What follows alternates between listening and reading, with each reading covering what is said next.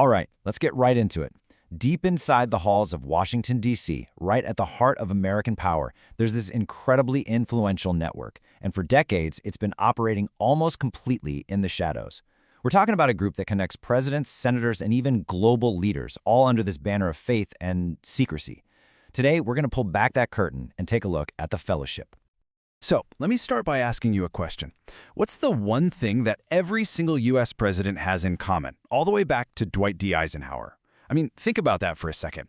From Ike to the present day, through all those massive political and cultural changes, what's the one tradition that's linked every single one of them? It's not a policy, and it's definitely not a political party. Well, the answer is an event, and believe it or not, it's a breakfast. But this is no ordinary get-together. It's a gathering that's become the public face for one of the most powerful and secretive organizations in modern American history. Okay, so let's start with that event itself. To really get a handle on the organization, you've got to first understand its most public ritual, the National Prayer Breakfast. So if you just looked at the surface, the National Prayer Breakfast seems like a pretty standard DC tradition, right? A moment for everyone to come together, some bipartisan unity. But what's really going on behind the scenes is that it's this massive global networking hub for the absolute elite. And the whole time it's acting as a cover for the private organization that's actually pulling all the strings. Which, brings up the really big question. If this huge breakfast is just the public face, then who's the one behind it all? And what are they really after? What's the goal of getting all the world's most powerful people together in one room? All right, so let's talk about the organization behind the curtain. They have a very specific and, I gotta say, pretty unconventional philosophy. They go by a couple of names, the Fellowship or sometimes just the Family. And their core idea was, well, it was radical. Their thinking was, forget the masses. If you really want to change the world, you only need to focus on the people at the very top. We're talking kings, generals, politicians. It's this sort of trickle-down evangelism, the idea that if you can influence the leader, you influence the whole nation. So how do you get all these incredibly different, powerful people on the same page? Well, they use this very simple creed, Jesus plus nothing. It's brilliant in a way, because it basically acts like a password. It's deliberately vague, so they can avoid all those messy theological debates. And that flexibility lets them connect with literally anyone, from a U.S. senator to a foreign dictator, all using the shared private language of faith.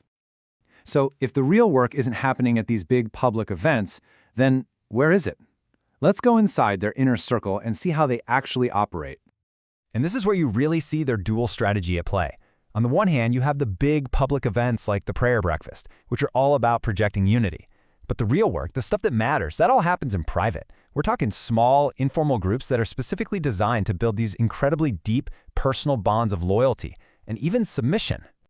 And I want to be clear, these aren't just abstract meetings. We're talking about actual physical places.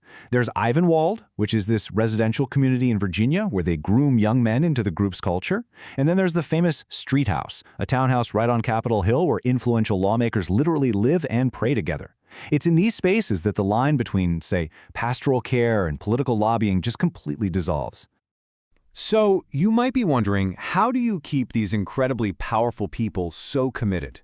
Well, it comes down to this really interesting psychological paradox. On one hand, members are taught to practice radical humility and submit to the group. But at the exact same time, they're told that they are chosen, that they're instruments of God's plan. It's the strange mix of humility and feeling special that creates this intense, unwavering loyalty and a real dependence on the group. But the Fellowship's influence doesn't stop at the DC Beltway. Oh no. Their whole focus on the powerful strategy was global from the very beginning. So let's take a look at how this network operates on the world stage. When it came to their international work, their guiding principle was just purely pragmatic. It really didn't matter to them if you were a democratically elected president or a brutal military dictator. The goal was simple: befriend the person in charge. The belief was that by building these personal, spiritual relationships, they could quietly shape world events, all from behind the scenes. Now, as you can probably guess, this whole strategy is incredibly controversial.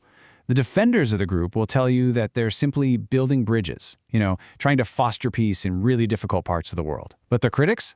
They see it very differently. They argue that what the fellowship is actually doing is giving moral and spiritual cover to some of the world's worst authoritarians, basically handing them a stamp of legitimacy they can show off on the world stage. Yeah, this quote from critics really gets to the heart of the issue. The term they use is moral laundering, and it's a powerful one. Here's how it works. Say a politician gets caught in a major scandal. The fellowship often steps in to offer private spiritual counsel. The big concern here is that this acts like a spiritual shield. It lets these powerful people reframe their actions not as public wrongdoing that needs accountability, but as a personal, moral failing that can be dealt with quietly, with prayer. So all of this really boils down to a core question, doesn't it? What is the fellowship, really? Is it just a harmless network of prayer groups, or is it a sophisticated and totally unaccountable political operation? And that leads us to the fundamental challenge that a group like this presents. When you have private religious beliefs being used to wield public power, especially when it's all happening in secret, what does that do to the very foundations of a transparent democratic society? The whole debate really boils down to two completely opposing views. On one side, you have the defenders, who say this is just a benign network of prayer groups offering support to leaders, and that the secrecy is about humility, not conspiracy. And on the other side, you have the critics, who see an unaccountable shadow government that's blending spirituality and power to manipulate things way beyond any public scrutiny. But here's the thing. Regardless of what you believe their intent is, benign or something else, the undeniable, practical effect of their work is political access and influence. It gives these unelected spiritual advisors a seat right at the table where major decisions are being made, both at home and abroad, all of it happening completely outside of the public eye. And that's really where we have to end it. In a democracy that's supposed to be built on transparency, on checks and balances, the fellowship has managed to create this space where the sacred and the secret get all tangled up, right at the highest levels of power. And that leaves us with a really unsettling but absolutely vital question. When prayer and power mix in secret, who provides the accountability?